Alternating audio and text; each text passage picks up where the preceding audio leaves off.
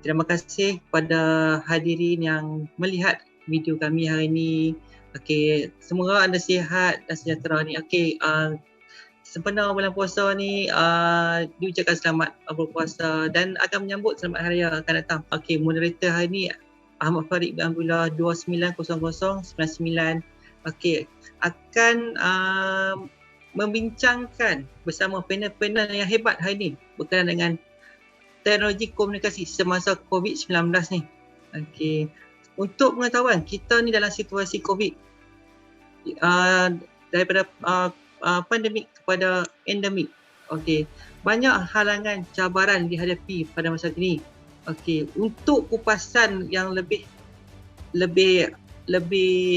lengkap hari ini, kita menjemput dua orang ahli panel iaitu Encik Khairil Azril dan Encik Idham untuk sama-sama mengupas tajuk hari ini. Okey, untuk pengenalan hari ini, kita dah tahu apa tu masalah ataupun halangan berkaitan dengan teknologi komunikasi ni. Okey, boleh tak Encik Idham tolong terangkan sikit, berikan penjelasan sikit berkaitan ni. Assalamualaikum dan salam sejahtera. Saya seperti yang dikenalkan Idham bin Saad. Kita akan ni tentang tajuk kita teknologi komunikasi. Yang dikatakan dia masalah halangan dan cabaran dalam teknologi komunikasi ni, dia menimbulkan satu permasalahan yang sukar dielakkan. Seperti masalah ni timbul apabila datangnya pandemik COVID-19. Dia menyebabkan dia macam meledakkan komunikasi dalam penyampaian maklumat melalui teknologi komunikasi dan harus masa. Kepetasan maklumat bergerak secara maya dan memberi justifikasi dalam penyebaran maklumat dalam kelajuan. Dia timbul permasalahan yang sukar dielakkan. Masalah yang timbul dalam penyampaian maklumat terdiri daripada maklumat yang dieksploitasi atau diubah. Itu permasalahan yang pertama. Dan permasalahan yang kedua, maklumat yang kurang jelas dari sumber internet melalui teknologi maklumat, melalui teknologi komunikasi dan menyebabkan keberkaitan teknologi yang acap kali ada perubahan. Dia boleh menjustifikasikan maklumat, kebergantungan teknologi dan kadar ketermampuan gadget serta pengguna tanpa had. Platform informasi bertambah pesat dan berubah ketara dengan adanya pelbagai aplikasi penyebaran maklumat maya dan alat komunikasi canggih sebagai medium penyebaran informasi yang tidak tepat, sama ada tidak tepat ataupun tepat. Ini masalah yang kita lalui semasa pandemik COVID-19 menurut dari sumber teknologi komunikasi. Dan segelintir masyarakat, ada juga segelintir masyarakat yang tidak bertanggungjawab telah merencatkan maklumat yang sebenar, seperti macam maklumat palsu, macam contoh dia seperti kita dapat lihat berkenaan jumlah laporan KKM yang menerusi media sosial sebelum dikeluarkan dah ada dah benda ni, disebabkan masalah ni lah,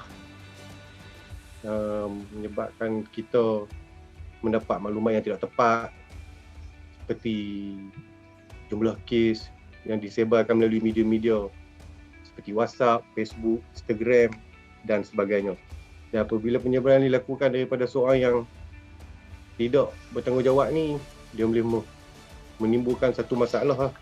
Dari segi kemungkinan kita rakyat Malaysia boleh dalam keadaan orang kata menggusarkan kita jadi takut, dan maklumat, dan ini juga menyebabkan maklumat yang kurang jelas dan kekurangan sumber internet menjadi isu apabila sepanjang tempoh pandemik yang lalu ada segelintir maklumat yang melibatkan kawasan pedalaman tidak mengetahui sepenuhnya, seperti macam maklumat vaksinasi,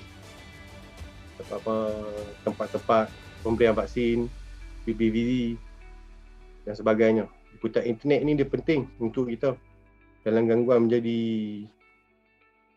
untuk mendapat maklumat-maklumat yang penting. Jadi kalau kita dapat maklumat-maklumat yang salah ni, dia boleh menjadi satu masalah lah untuk kita.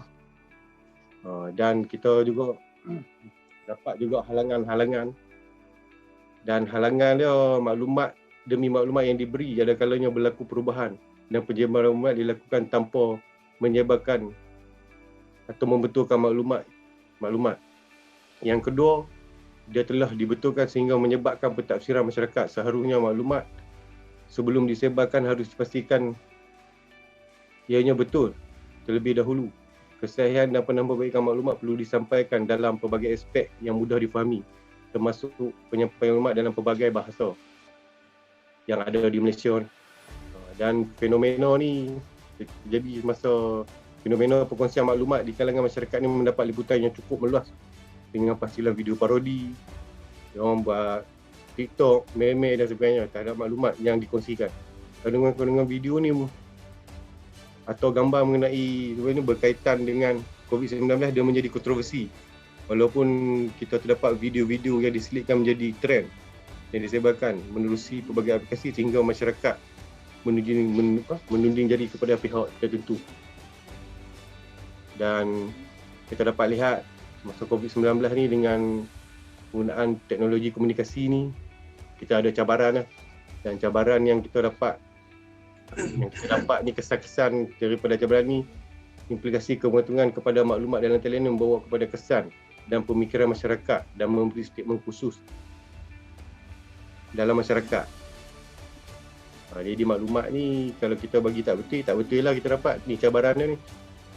Lepas tu kalau kita bagi yang betul lah dia menurut ni. Dan yang kedua, cabaran dia kebergantungan kepada maklumat dan ini memerlukan kita lihat skrin paparan dengan kerap hingga menimbulkan implikasi terhadap kesihatan seperti kebah jari, sakit mata, sakit dengar, sakit belakang. Ini sebab kita terlalu tumpu dengan masalah teknologi komunikasi, teknologi maklumat dan sebagainya lah. Dan yang ketiga, penggunaan gadget ni secara berlebihan yang tiada had ni dia boleh mendatangkan efek yang buruk kepada kita, efek negatif. Dan merosakkan internet, dia merosakkan pemikiran kita lah. Inilah cabaran yang kita lalui dengan teknologi komunikasi yang sekarang ni. Dan hal ini bukan sahaja golongan muda yang menjadi mangsa teknologi komunikasi. Dari segi cabaran ni, dia malah semua peringkat menyebabkan keresahan. Dan dalam pelajaran sewaktu pandemik sebelum ini dan PKP, contohnya kalau kita guna untuk kebaikan, dia ada kebaikan dia lah. Contohnya macam pembelajaran, ERPD, jenis tu dia kemungkinan ada kebaikan lah untuk kita sebab kita tak dapat nak face to face berhadapan. Jadi natijah dalam permasalahan ini, sewaktu penyebaran maklumat COVID ni memberi kesan kepada masyarakat, langkah yang wajar perlu diambil. Jadi kita terpaksa menggunakan teknologi ni sebab keadaan kita dalam PKP dan kena PKP dan ada yang masalah yang kuarantin. Jadi yang itulah saya dapat sampaikan kepada tuan-tuan dan puan-puan semua dalam teknologi maklumat ni dalam menghadapi COVID-19. Sekian, terima kasih kepada kita. Terima kasih Tuan Ilham, panjang lebar penerangan tu. Okey, Tuan Ilham menerangkan apa tu halangan kita hadapi masa COVID-19 ni, komunikasi yang agak terhad. Okey, disebabkan oleh halangan. Isunya macam duduk atas bukit, internet tak dapat. Nak belajar pun masalah. Dan ini salah satu halangan yang ada lah yang Tuan Ilham tunjukkan tadi. Okey, kita ada halangan, macam-macam halangan yang jumpa masa pandemik COVID-19 ni untuk berkomunikasi secara jelas untuk memberi penerangan kepada masyarakat berkaitan dengan vaksinasi, berkaitan dengan kes harian. Okey. Selain daripada cabaran tu, kita nak tahu apakah cadangan, macam manakah kita nak atasi benda ni? Kalau boleh minta Tuan Khairil tolong terangkan sikit macam mana cadangan kita nak atasi benda ni. Okey, silakan Tuan. Okey, terima kasih kepada moderator Cik Ahmad Farid dan juga rakan panel saya pada hari ini, Cik Idham Saad. Okey, berkenaan dengan cadangan yang kita boleh ambil berkenaan dengan tajuk teknologi komunikasi ni, okey, kita boleh lihat aplikasi teknologi adalah kunci kepada komunikasi. Okey, kita boleh tengok komunikasi adalah asas pada hubungan dan juga perkongsian makna. Komunikasi secara atas talian seperti WhatsApp, Instagram, Facebook, Telegram, Twitter dan sebagainya akhirnya membuktikan signifikasi kewujudan mereka dalam mengurangkan tekanan. Okay, seterusnya kita masih boleh berinteraksi, bertanya khabar, bercerita, berkongsi pendapat dan pelbagai interaksi melalui dalam talian. Tidak dapat dibayangkan jika PKP ini dilaksanakan dengan tiada sebarang perhubungan maya yang memungkinkan kita untuk berinteraksi secara tidak langsung. Perubahan sikap kepada aspek sosial tidaklah menjadi tekanan utama, dan jika sebelum ini ada yang memilih untuk keluar dari grup WhatsApp tertentu kerana dianggap sebagai gangguan privasi, namun PKP mengajar kita erti kesunyian dan memerlukan mesej interaksi sosial sebagai mengisi masa kekosongan berkenaan. Penerangan menggunakan infografik adalah medium menarik yang kita dapat lihat telah digunakan sepanjang PKP ini berlangsung selama 2 tahun. Jadi infografik secara dasarnya adalah tujuan untuk menarik perhatian ataupun audiens berbanding teks penerangan yang panjang dan juga yang memboringkan lah. Jadi penerangan yang ringkas berserta grafik sebenarnya telah membantu kita memungkinkan pemahaman penerima secara lebih cepat dan juga tepat. Namun perhatian kepada infografik ini perlu dilihat dari aspek tindakan individu jika ia lebih melibatkan arahan dan bukan sekadar makluman kepada orang awam. Secara ringkas, walau apapun perkembangan terkini dan bebanan tugas yang ada apabila pelaksanaan PKP, tindakan segera masyarakat yang bekerja dari rumah perlu lebih positif dalam membantu usaha pihak pengurusan mencapai matlamat organisasi dalam mencapai target dan juga tujuan untuk dicapai. Jadi saya serah kembali kepada moderator. Terima kasih Tuan Khairil. Okey, cadangan yang amat memberansangkan, amat diperlukan pada masa kini. Dan maksudnya Tuan Khairil ni kita gunakan infografik nak bagi nampak cantik, orang tertarik dengan untuk berkomunikasi dengan masyarakat. Okey. Kita dah sampai ke penghujung. Okey, untuk kita sikit je, kita nak 1 minit dah untuk penggulungan. Minta Tuan Idham tambah sikit dah. Ada tak lagi cadangan-cadangan yang menarik macam Tuan Khairil cakap tadi? 1 cadangan sudah mencukupi hari ni.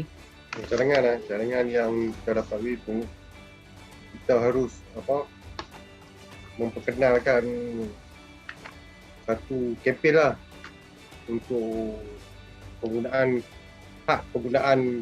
teknologi komunikasi ni. Sebab dari segi apa yang kita dapat lihat, permasalahan dalam teknologi komunikasi ni dia boleh menimbulkan kita punya permasalahan kesihatan dari segi penggunaan yang berlebihan terhadap telekomunikasi atau teknologi komunikasi. Dan kita patut membuat satu kempen menghad penggunaan telekomunikasi sebagai alternatif untuk kita menjaga kesihatan, memberi impak kepada kehidupan kita. Yang tu ya. Terima kasih ya. Terima kasih kepada panel kita. Tuan Idham. Okey, kita dah sampai ke penghujung forum kita hari ini. Okey. Hari ini kita dah bercerita berkaitan dengan masalah, berkaitan dengan halangan, cabaran menghadap berkaitan dengan teknologi komunikasi ni. Tadi kita dah terang dah kenapa kita bermasalah di Indonesia ni. Kenapa kita ada cabaran yang banyak daripada kekangan teknologi yang ada, kekangan daripada masyarakat, kemampuan masyarakat nak mendapatkan peranti untuk langgan internet, yang tu satu benda yang patutlah kerajaan perhatikan semula. Okey, terima kasih kepada tuan panel kita, Tuan Idham. Terima kasih Tuan Khairil. Terima kasih. Sama-sama. Okay, kita jumpa lagi dalam program akan datang. Okay, insya-Allah kita jumpa lagi dah. Insya-Allah. Okay, Assalamualaikum warahmatullahi wabarakatuh. Waalaikumsalam. Waalaikumsalam.